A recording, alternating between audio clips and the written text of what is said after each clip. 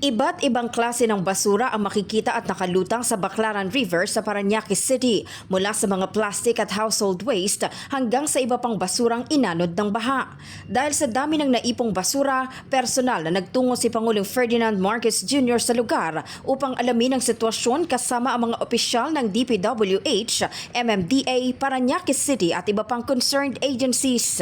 3 days ago, napuno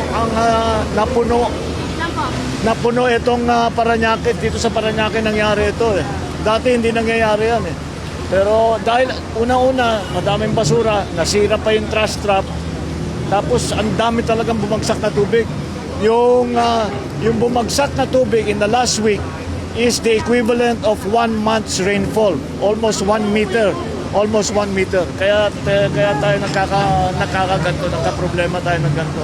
Inatasan ng Pangulo ang DPWH at MMDA na mag-deploy ng karagdagang tauhan at kagamitan gaya ng dump trucks, backhoe at inflatable rubber boats para sa clearing operation.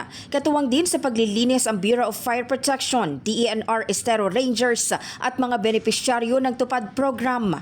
Ayon kay MMDA General Manager Nicolas Torre III, umabot na sa 45 truckloads o tinatayang 750 cubic meters ng basura ang nahakot sa ilog mula kahapon. Yesterday is 45 ang reported sa akin na truck. 45 trucks ang nailabas na. Mga around 750 cubic meters, mga siguro kalahating mga 500 tons.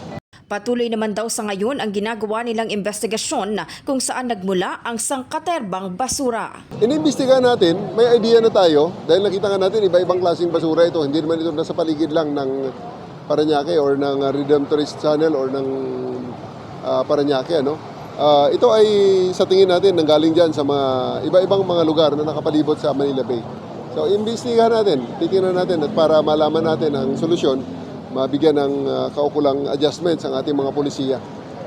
In the heart of changing lives, ako si Brigada Maricar Saragan ng 105.1 Brigada News FM Manila, The Music and News Authority.